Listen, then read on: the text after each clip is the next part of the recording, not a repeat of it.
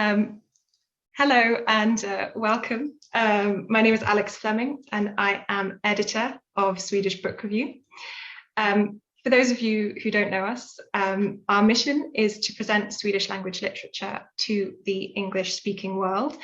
And as part of that, we publish translations, reviews, and other features. And we also run events like this one, where we get to take a closer look at recent works in more detail and the themes that they deal with. I'm delighted to be joined today by Johan Anderberg, Jessica Schiefauer and Alice Olsson, who'll be our chair. And they're going to be delving into the vast and also very topical theme of writing the pandemic, which is really a jumping off point for exploring other themes of fear and uncertainty and the different ways in which fiction and nonfiction can help us to kind of process and explore the times that we're living in. We've enabled a Q&A, so if you have any questions that you want to ask, do pop them in there, and you can also upvote questions that you particularly want to see explored, and we'll do our best to answer them at the end. I'm also really excited and grateful that we've been able to publish 2 extracts from the books of the writers who will be speaking with today, and they're now live on the SBL website. I will put the link in our chat so you can take a look at them later. And finally, I'd just like to thank the Swedish Arts Council and also our guests and their publishers and agents who have been a great help in making this event go ahead. So to begin with, I'll just introduce our chair, Alice Olsen, who is a literary translator, writer and editor working across Swedish and English. From 2018 to 2019, she served as the Cultural Affairs Advisor at the Swedish Embassy in London, and she's currently pursuing a PhD in Comparative Literature at University College London, specialising in speculative fiction and human rights law.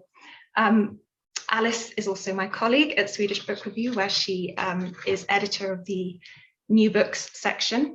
And as someone who's worked with both of the writers we'll be speaking to today, I can't think of anyone better placed to be leading this conversation. So with that, I'll hand over to you, Alice, and now mute myself. Thank you so much. Can you guys hear me? I'm live? Okay, good. Thank you so much, Alex, for that introduction. It's very generous. I'm very happy to be here this evening to speak to 2 of Sweden's foremost writers of the pandemic, both in the sense of having published books during the pandemic event. So in terms of writing the pandemic or responding to the pandemic in writing. As you'll already know, if you've read the event blurb, these are 2 very different books. So Jessica has written The Carriers, which is an extraordinary speculative novel set in a future world that's been ravaged by a pandemic, dividing humanity between or along gender lines.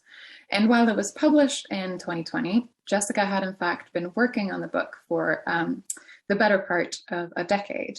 And Johan's book, on the other hand, titled The Herd, is a work of nonfiction spanning epidemiological history, as well as the histories of the kind of particular institutions and individuals at the helm of the Swedish COVID strategy in 2020, in an attempt to understand kind of how and why Sweden came to respond so differently to the pandemic. So I've had the pleasure of working closely with these 2 books. And what struck me was that despite being such different texts and such different genres, they both respond to kind of the notion of a pandemic, real or imagined, and explore what it kind of triggers in us as humans. So both books are occupied with the ways in which we respond to fear and uncertainty. And while my hope is this evening to give you, our audience, a kind of taste of these books and of Swedish literature in the era of COVID-19, I'm also hoping that this will be an opportunity to think about the way these books explore the themes of kind of fear and uncertainty within the particular constraints and possibilities of fiction and nonfiction. So in what ways might fiction and nonfiction do similar or different kind of work in responding to the pandemic? So first, I will introduce each author and invite them to speak a little bit about their books and their experiences of writing the pandemic and writing during the pandemic. And then I prepared some kind of conversation points to guide us. And as Alex mentioned, if you've joined us since she handed over to me, I just thought I would remind you that at the bottoms of your screens, there's a Q&A function. So please, throughout the session, if there are any questions that pop into your mind that you'd like for us to answer, for the authors to respond to, just pop them in there. And at the end, Alex will kind of help me to get a little bit of a Q&A with the audience questions. So thank you very much for joining us, and to Alex and Swedish Book Review for hosting us, and welcome to our speakers. So I'll begin with Johan. Johan is a journalist and a writer from Helsingborg, Sweden. As a journalist, he's written on a regular basis for a number of Swedish and international media outlets, including the Wall Street Journal. He has previously written the nonfiction book Cannabusiness, as well as a political thriller. His latest book, titled The Herd, came out in Swedish in 2021 and chronicles the Swedish strategy to battle COVID-19. And it will be published in English by Scribe in April, I think, 2022, in translation by Alice Olsen, which happens to be me. Surprise. And to coincide with tonight's event, as Alex mentioned, an excerpt from The Herd has been made available for you to read. So it's a very early preview. You should all be very excited. So you can head to Swedish Book Review's website and have a look at that if you've not read it already and you're curious. So thank you to Scribe for giving us permission to publish that. So, Johan, can I ask you to tell us a little bit about the book to give our viewers more of a sense of what it's kind of about and the issues you cover? And also kind of, I'm hoping that you might share a bit about sort of how the book came to be and like your experience of writing it during, sort of as a response to an ongoing crisis. Sure, thanks a lot. It's basically a story about the first year of the pandemic, seen from like a Swedish vantage point in the decision rooms where the Swedish strategy was devised and sort of carried out. It's also a story about the basic tenets and the values of public health and epidemiology, and how some things weren't really resolved before this pandemic, and these sort of outstanding questions, I think they were like the basis for why Sweden and other countries took such different turns in this. But it's also about how you make decisions in times of uncertainty, and how politics and expertise sort of can clash in times like this. And it's also, well, basically it's about how these how these characters, how these Anders Tegnell and Jan Giesecke and all these other people, how their personalities were such a big part of all of this. Cool. So kind of, when did you realize that you were writing a book or were gonna write a book? Was this something that kind of started early on? What was kind of the process for you? I was actually like doing like some talks and negotiations about a totally different book. And my publisher and I, we kind of have the same taste in journalistic, like we kind of like the same journalistic prose, so to speak, like Michael Lewis, Malcolm Gladwell, Lawrence Wright, and that kind of stuff. So then we started talking about that this was like a very typical like book in that mold. And then I think like after having spoken to him once, I just called him back and like, shouldn't we do something about this? And I kind of assumed that there would be like 10 other people doing the same thing, but they weren't. So that was kind of a good thing. Yeah, that sounds well. I mean, obviously, having worked very closely with it, I have sort of an intimate relationship to it, and even if there had been a lot of other books, I think this would have still stood the test. I think. So the pandemic has, of course, been kind of a very uncertain and, quite frankly, scary time, I think, for many, and still remains so in a lot of large parts of the world. Could you tell us a little bit about sort of more how fear and uncertainty, as well as our kind of responses to them, play into the story? You mentioned about kind of making decisions in times of crisis. Yeah, could you expand a little bit? Yeah, I think fear was one of the main reasons why the rest of the world took such a dramatic turn in the middle of March. And I think lack of fear was actually a big reason why Sweden chose another path, because when I combed through these emails, it was pretty obvious that the Swedes didn't consider this as serious as the rest of the world did. And when it comes to like measuring how many people that would die, their estimates were like a 10th or a 20th of what was considered like reasonable in other parts of the country, of the world. So this was, I think this is like one of the main reasons also why Sweden chose this path. And to be honest, I think the rest of the world haven't really adjusted their priors here, because when you look at all these predictions about what would happen, they have turned out to be quite exaggerated. But that kind of fear that those reports stoked lives on, even though the numbers don't really sort of justify that extreme fear that is still kind of prevalent especially in the US, I think, where like kids still have to wear masks in school, and I think it's pretty obvious that like all countries have like a different have gauged this fear differently, but I think very few people have been able to like go back and like adjust their like initial concerns. So you feel like maybe sort of fear sort of led to and inspired a response or simulated a response, and then we've kind of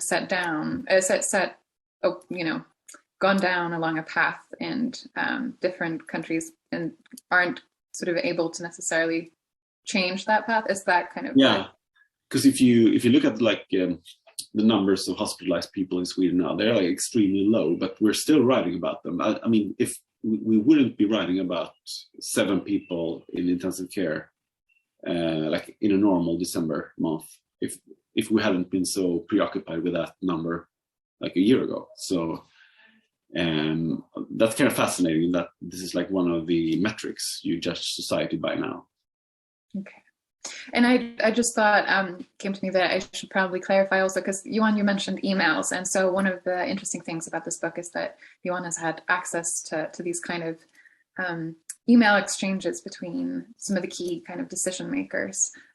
So in the book, you really kind of get this behind the scenes, behind closed doors view into sort of the exchanges that were going on. Well, thank you so much. I'm going to turn now to Jessica for a little bit, and then we'll come back with some more questions. So Jessica Schiefauer who's the second author joining us tonight. She has established herself as one of Sweden's foremost writers of literary young adult and adult fiction.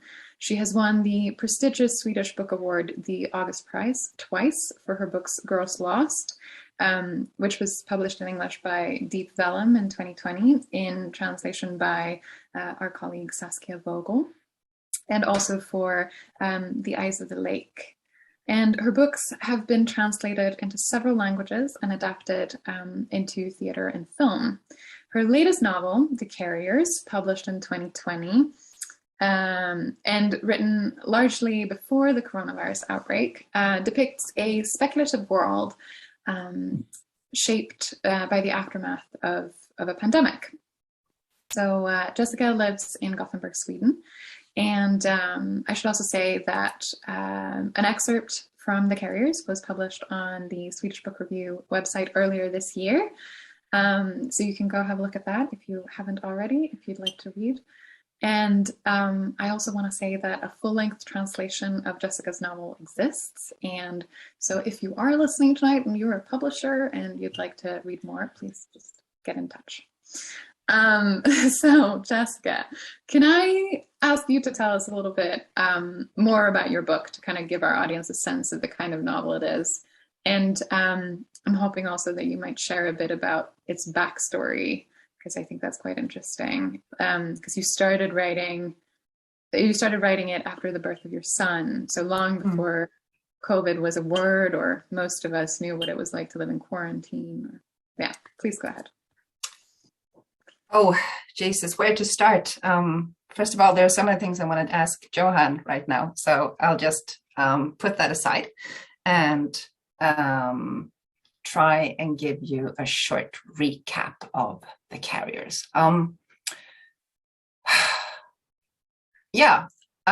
started writing this in 2010, and it was published 10 years later, the same year as the pandemic, COVID-19, struck the world.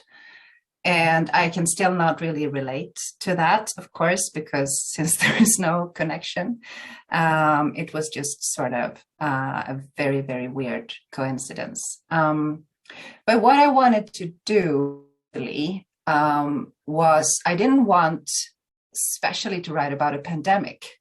I needed to construct a scenario that would allow mankind to divide into separate societies, because I was interested in separatistic so on the gender scale, separatistic societies. And so I was thinking, what could make mankind take a global decision to split up in societies that are divided, men in one kind of society, women in another kind of society, because that's, was the premise that I wanted to be able to then tell the story that I wanted to tell. So I thought, a pandemic, a disease that is so lethal that the interaction between male and female, or in my imagination, people who have XX chromosomes and people who have XY chromosomes, which is not always the same as a male appearance or a female appearance. People with XX chromosomes, if they meet people with XY chromosomes, they both die. That was sort of my the thing I started from. And I was thinking, well, yeah, a pandemic, some kind of disease. And so I decided that happens about now. The world, the earth is struck by a disease that very soon forces us to divide into different societies. And in my imagination, in my book, we don't find a cure, because this disease mutates and fights all the cures that humanity finds. So the book is set about 100 years from now, in a society where only XX persons or females live, and the XY persons are put in something that they call the quarantines. The people in the society where the story takes place have never seen a male. We don't even use the words male and female or woman and man. We say carriers for the female and spreaders for the male. And now you have to help me, Alice, because there's so much I could talk about. I just sort of lose myself. New question, please. Give me an angle. Well, so I think it's, I just really love how sort of going from one to the other, it's very interesting to see how your project, Jessica, has kind of, you started working on it much earlier, and you arrived at this kind of the idea of a pandemic through sort of reverse engineering, essentially. Right, exactly. The kind of scenario that you needed to explore, some of the similar themes that kind of come up. So obviously you started writing it long before the pandemic, but I was just wondering, did the coming of the COVID-19 sort of real world pandemic, did it change the process in any way? Because I vaguely remember that I heard that the deadline was made earlier so that the book would come out sooner because the pandemic happened. Well, actually, the book was done and ready before we knew much about COVID-19. The book was done and ready, I think, in January 2020. And COVID-19 showed up in February, March. In March, I know in Sweden, we realized this was something that we needed to take seriously. So I didn't make any changes, and I'm very happy about that, because this is not a book about COVID-19. That is very, very important for me to say. This is a book about a totally different kind of pandemic, a totally different kind of disease.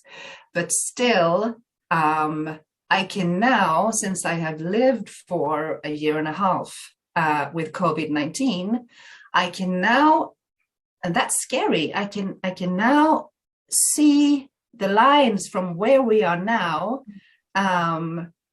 Let's say that we never find a way to cure COVID-19, God forbid. I hope we will, and I think we will. But what do we do if we have to go to real extremes for a permanent time? And that is where my novel, that's where my novel comes in, so to speak. Because in that world, in my imagination, they have taken to extreme measures. And so, of course, every day, especially last spring, listening to the radio, it was like the words of my imagination being talked about on the radio and on TV all the time. Virus, spreader, carrier, mutation, cure. And that was just very, very weird. And I think now, if you read The Carriers, if we hopefully are going to come out of this pandemic in a time that we can overlook, at least. Yeah. I think now we will be able to start to really think about what, just like Johan talked about, what do people do when we do not know the outcome of something? What different people do different things. We are run not by rational decisions. I don't think so. I think that also the ones who make the decisions are to a large part run by emotional decisions, and we can't get out of that cycle, sort of. And that is what I think I eventually came to discussing the most with The Carriers. Yeah, well, so my next question was actually how you were thinking about fear and uncertainty when you were writing the book, but that's so that was clearly something that was kind of on your mind. Yeah, all the time. Yeah. Okay. Well, so I want to ask you both about the particular kind of genres or forms that you've chosen to write in. So, Jessica, you've written a speculative, or what some might call a dystopian novel. And so I want to ask sort of why you chose this genre specifically for exploring kind of the themes and issues that you wanted to write about, or maybe it was that you wanted to write that kind of book and then you went into the themes. But I guess I'm sort of interested in, you've already touched on this, but sort of the particular possibilities and constraints of that kind of book. So you were saying, for example, that you needed to reverse engineer a scenario that would allow you to look at these specific, to sort of simulate this kind of society? Mm-hmm. Well, I think it all goes back to my own personal taste in fiction.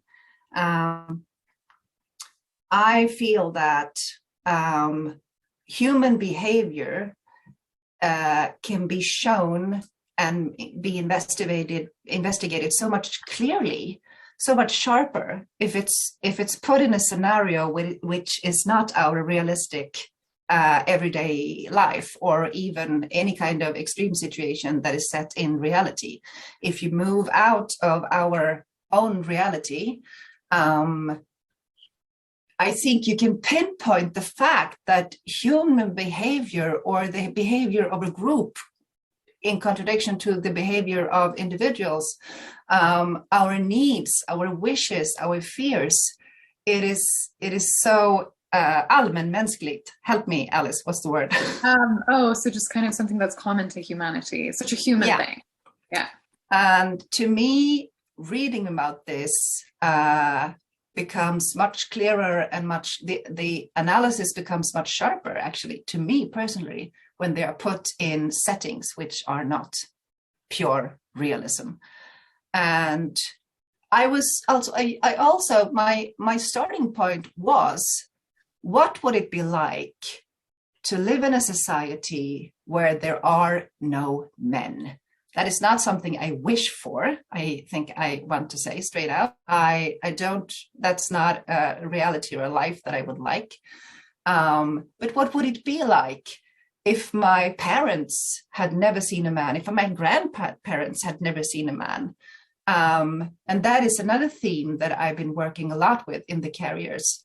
The way we sort of dehumanize the people that we don't see, that we don't have a first-hand experience of. And now I think I forgot your question, but I'll go on until you stop me. And that is also in relation to all extreme situations when we have to make sharp and maybe harsh decisions,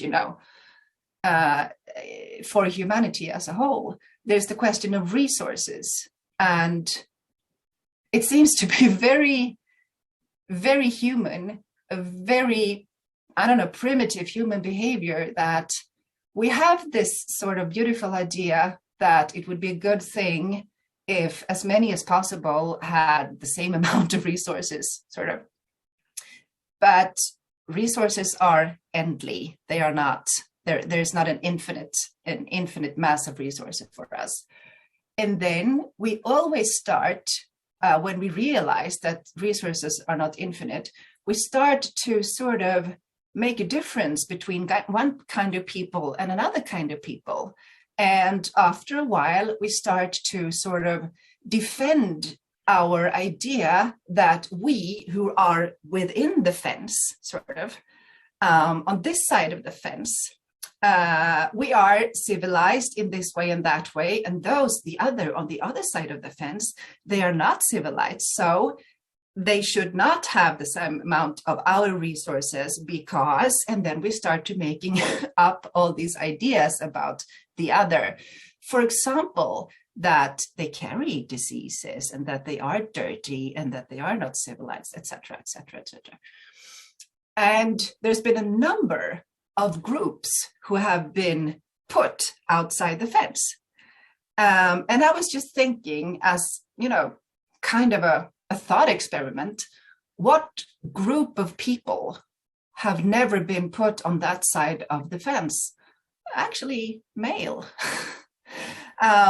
They always been sort of regarded as top of the food chain, privilege, etc. I'm not saying that all male are that, or that they, by birth have a better life. That is absolutely not what I'm saying. But I've never seen, I would never heard historically of a society who have put the male in that situation, like the ones who should not be taking part of the resources because they are not as civilized, etc., etc.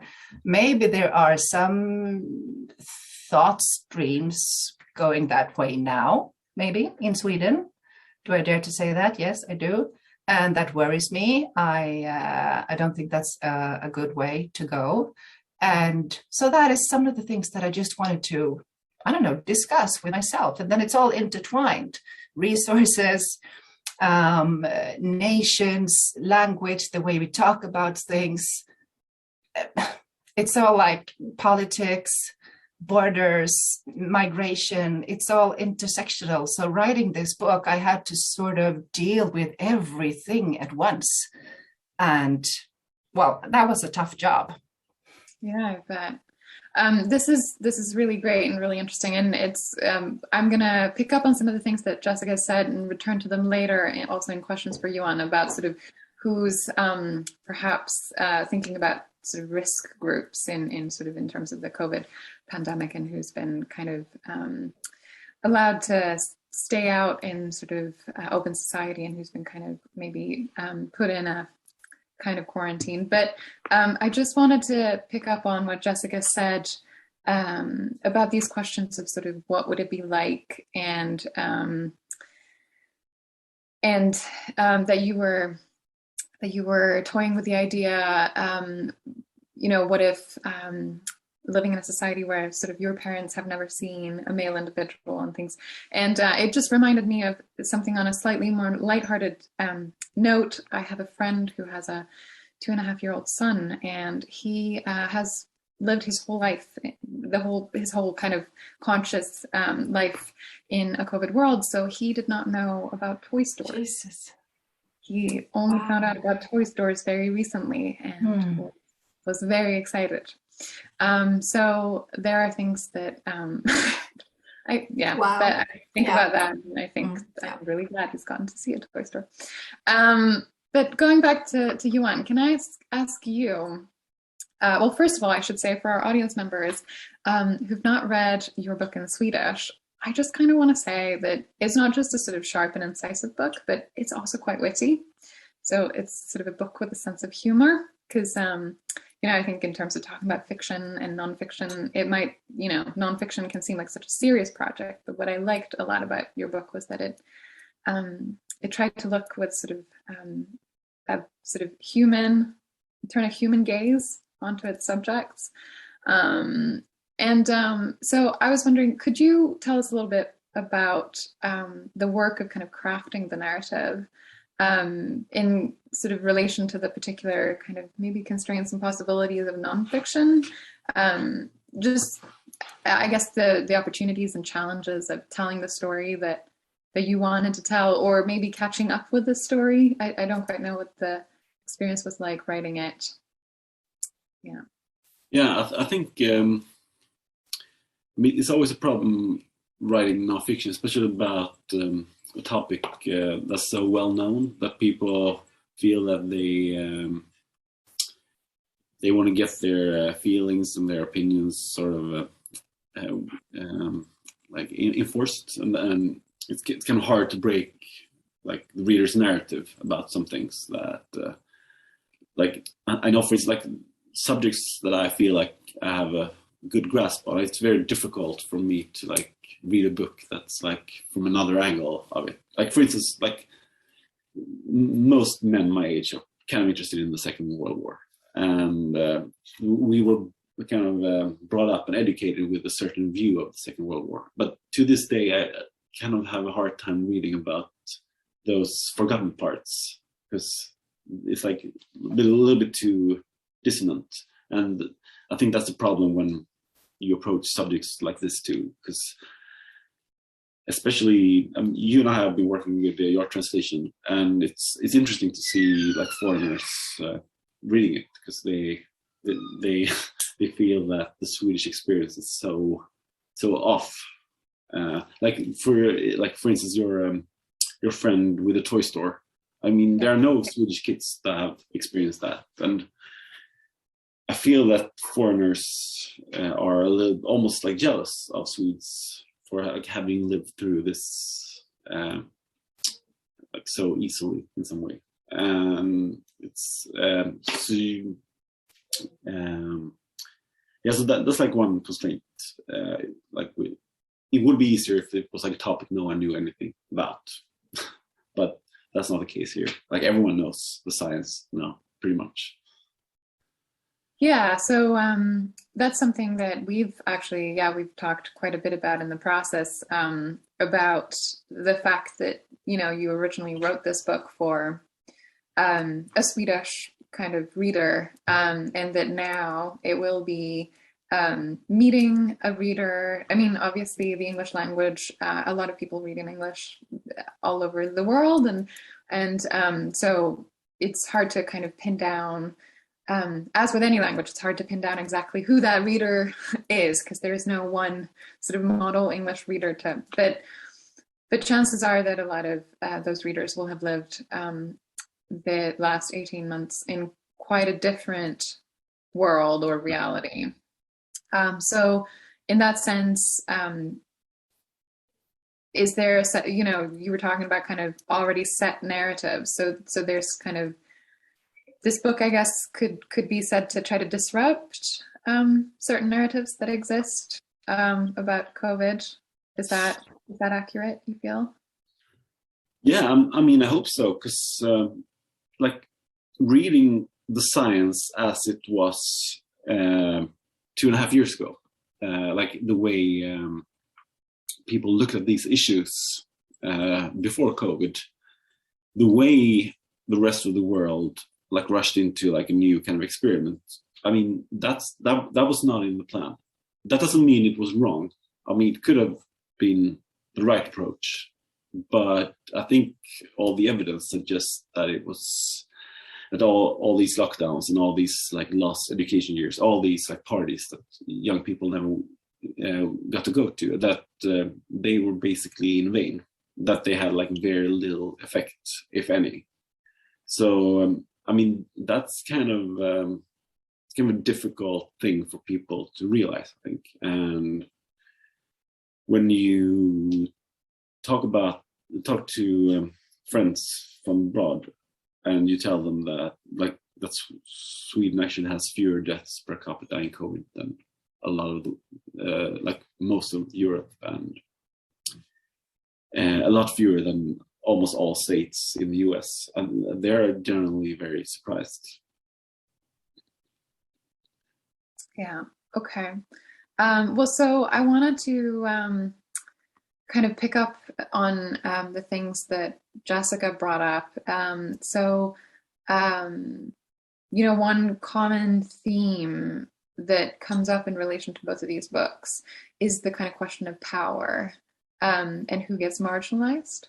So in Jessica's book, as you were saying, Jessica, there's kind of this division, and when I read The Carriers, I kind of envisioned the quarantines where all the individuals with XY chromosomes, I envisioned that space for them as kind of a camp, you know, in the sense of we think of a camp as sort of not a warm, positive environment. And so, Jessica, you've already commented a little bit on how you're thinking about this. I'm seeing that Johan just turned his camera off, so maybe I can return to you and then we can see if he was thinking about this too. Yeah.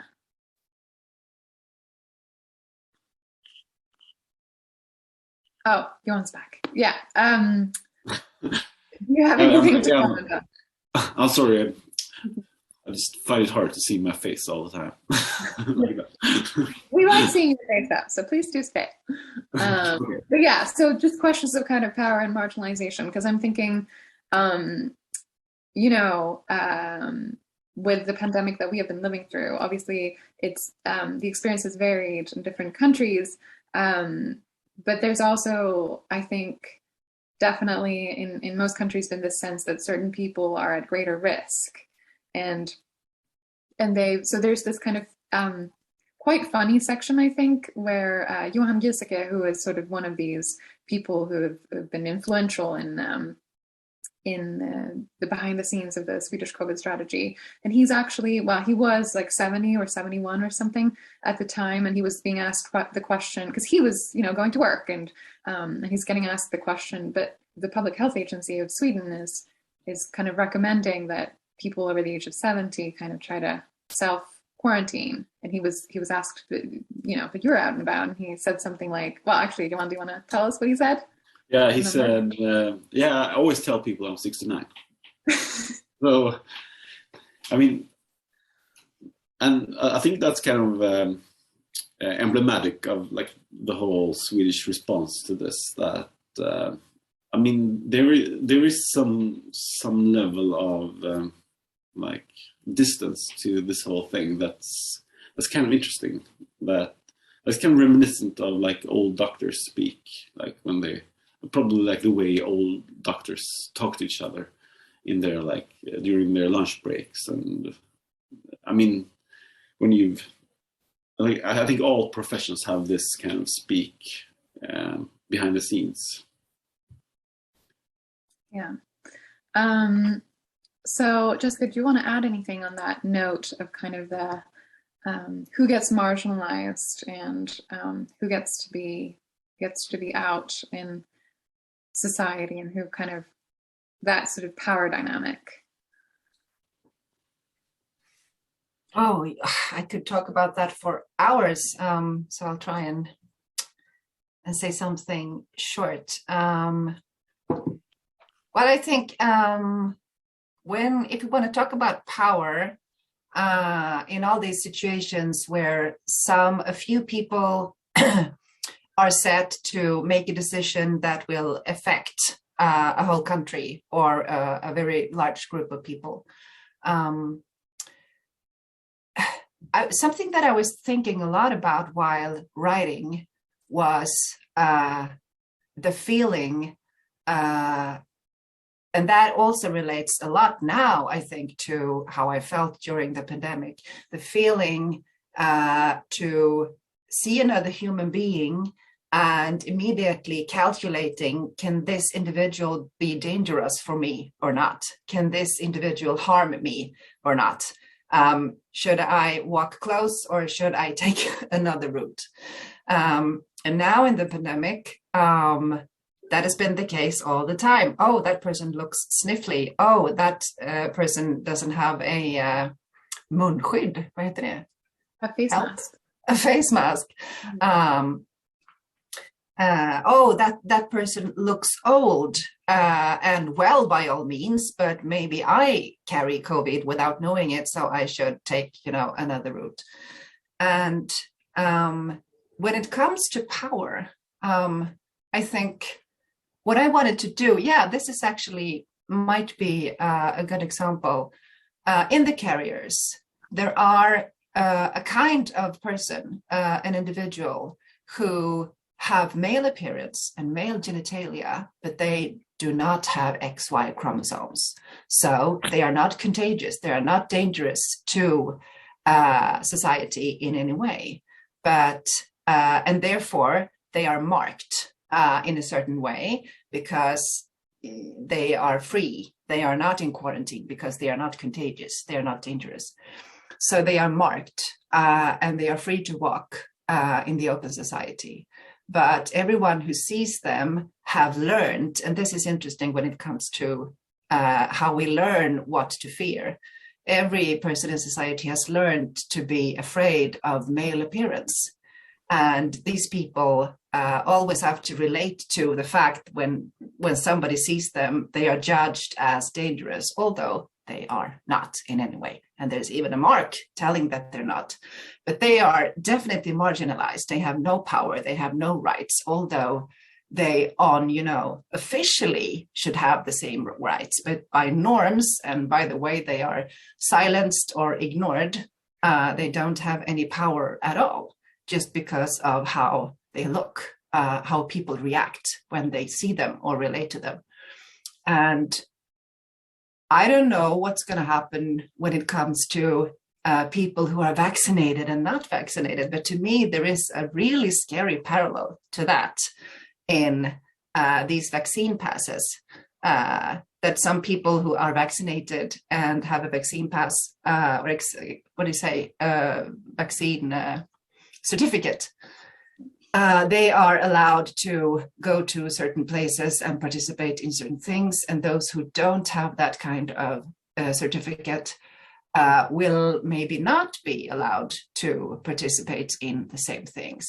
And personally, I think it's a good thing with vaccine and with certificates, but what's going to happen? How are we going to start to relate to the people who cannot show us a certain certificate? That's a society that I couldn't, in my wildest imagination, think that I would live in, and now I do.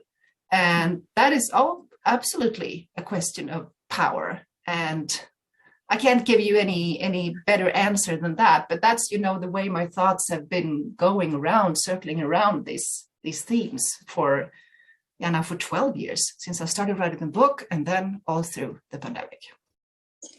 I think that's really interesting, and I just the kind of parallels to thinking these things through in fiction and then in how they play out in life. I'm keeping an eye on the time here, and I can see that we've had a question come in from the audience, and this question is kind of a little bit more about reality than it is about writing, but it might be a good time to bring it in. The question is from Fiona, who writes, in many European countries, we're now seeing animosity and polarization between those who've got vaccinated and who wear masks to protect themselves and others, and anti-vaxxers who refuse to wear masks. And is this completely different in Sweden? So I think maybe this is a question for Johan, if you have any thoughts on. I mean, it's not on the level as in the rest of the world, I think. But I think with these new COVID passports, it's beginning to show a little bit. And as for the masks, it's pretty difficult since so few people wear masks. But some people have complained that they feel uncomfortable wearing masks.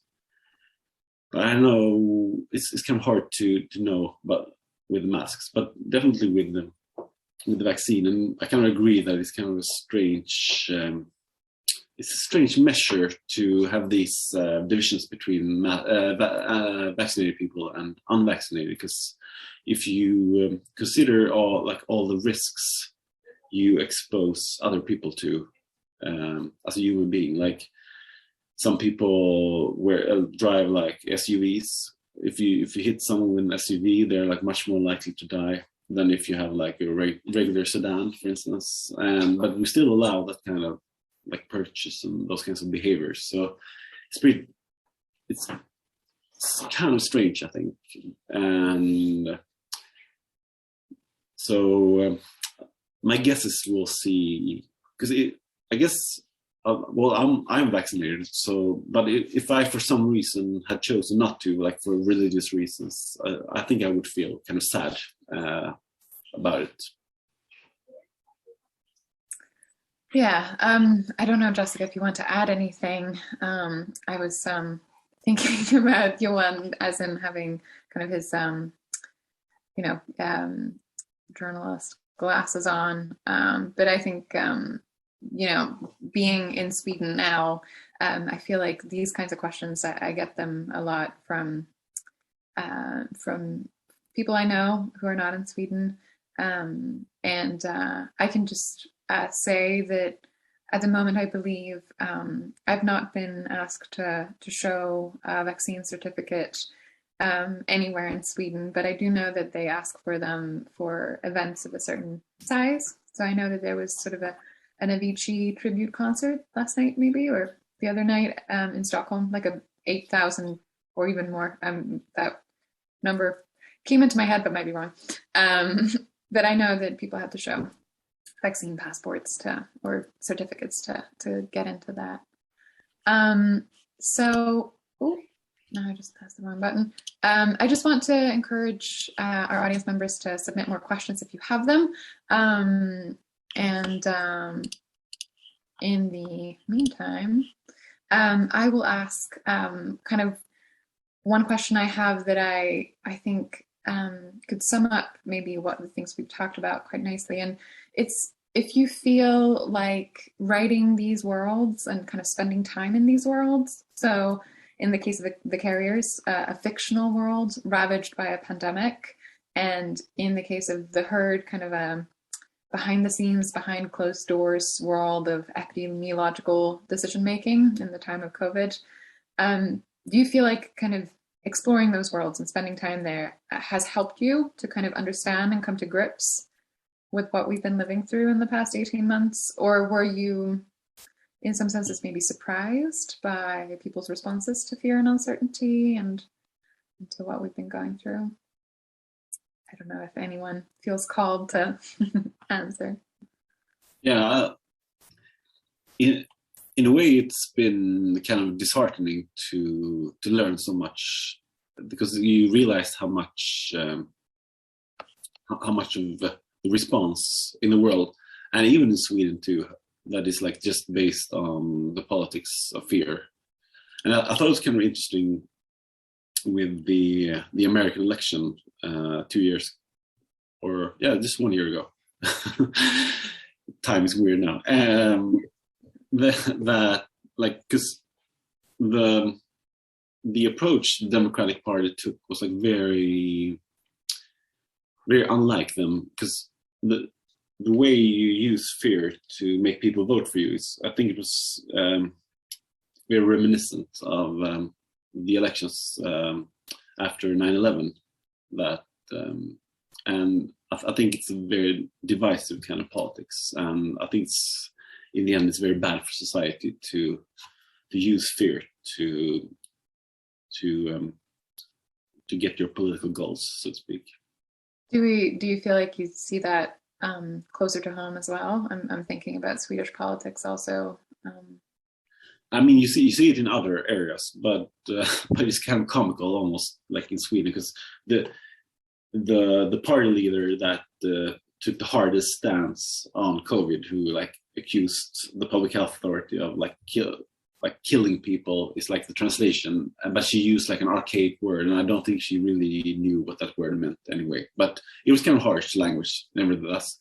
But she was caught like at this like massive party a few weeks later. So I mean, no one has been able to be really like morally upset about this. And there was this report coming yesterday that said that like from an independent think tank that said that all Swedes should have worn masks and that they should wear them now.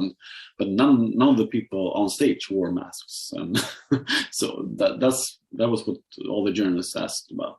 So I mean, it's I don't know, it's kind of weird to see all these big images of politicians putting their face masks on for like a photo and then taking them off. And I think it's I mean, it's not good for the trust between people, this whole thing.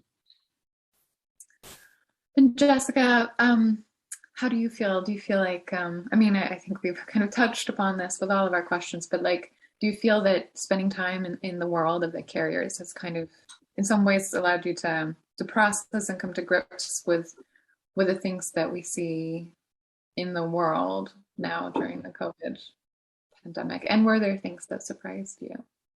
Maybe. Well, like Johan said, I also think it feels a little disheartening because I'm not surprised. And actually, I made an audio drama 2 years ago in 2018 that is a prequel to The Carriers, and it's called The Disease. And for a while, I wanted to have a part in the novel showing what happens when the disease comes to our world for the first time, the first terrible months before we decide to divide the society. But then I realized that there's no part for the story in my novel. And then I had a question from the Swedish radio if I wanted to make a Swedish radio drama. And I thought, hey, maybe this could make a good radio drama. So while writing that, which is actually sort of backstory for the novel, I did, in my imagination, although in much extremer terms, go through everything that has happened these 2.5 years when COVID came. And in the novel, The Carriers, the pandemic is actually, to say it's latent, it's resting. It's not a threat, actually, because of all the measures that humanity has taken. And when it comes to fear, I think maybe I have processed things that is yet to come when writing The Carriers. I hope not. And I don't want to be dystopian or apocalyptic in my approach to the future, but there might be more interesting viruses that will strike us in the years to come. We don't know that. The world is actually changing. We can see that, and we don't know what will happen.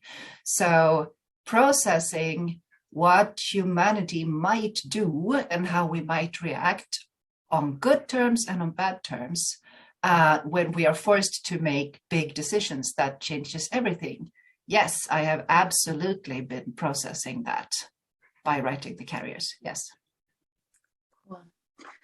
So I'm aware that we're coming to the end of the hour. There's another question that's popped up in the Q&A. Can I invite Alex to let me know here how we're doing on time? Are we allowed to run over by 5 or 10? Yeah, of course we can. We've still got a bit. Okay, great. Yeah. So this question is specifically for Jessica, and the question is, I would like to ask Jessica whether she was influenced by novels like Margaret Atwood's The Handmaid's Tale in crafting her novel. The background to The Handmaid's Tale is, of course, massive environmental degradation and a fertility crisis, coupled with religious fundamentalism of a misogynistic kind.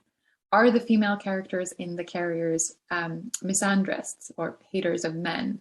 Or are their perceptions of men and those who appear male linked only to the danger of being infected?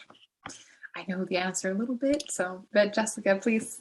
Well, the first part of the question, yes, I have been very inspired by Margaret Atwood's authorship on the whole, and yeah, a lot from Handmaid's Tale. But I've been even more inspired by another speculative fictions writer called Ursula K. Le Guin, who's, among other amazing books, have written a book called The Dispossessed. And the second part of the question again, please, could you repeat it? Whether the kind of the, hang on here. Whether the female characters in The Carriers whether they hate men, whether they kind of harbor kind of hatred, or if their perceptions of men if it's only linked to the danger of being infected. The second alternative, I'd say, because it's all based on the fact that they have no experience of men. They have learned for all their lives that a male appearance means immediate danger. Be alarmed, call the authorities, stay away. And that is because they have no firsthand experience of meeting this kind of person. So in The Carriers, men has been more or less mythologized, I'd say. Just the way we do mythologize or dehumanize all different kinds of people that we have no firsthand experience of. So, yes, end of answer. Alternative 2 is the answer. Well, I think that's great. And I would say as a reader of The Carriers, I really enjoyed the way it kind of played out the way we respond to things that we have learned to fear. So those the kind of female characters' responses, or the carriers' responses to encountering someone who appears male would often be very sort of strong and full of fear and, trying to protect themselves. And just how I liked your question, whoever you are, anonymous, because I think that line between fear and hatred can be quite thin in the sense of why we respond to certain people in a certain way.